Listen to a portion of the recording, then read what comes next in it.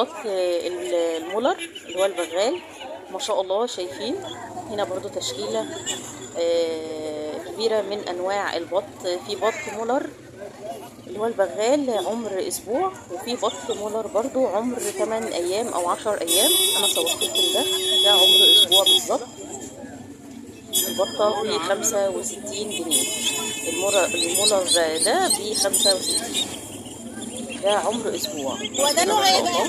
والسعر يعني هيرفع الفترة اللي جاية. السعر ده مش ثابت. انت لو نزلتي بعد اسبوع هتلاقيه زي، لا يا ربي، المولر ده ب 55.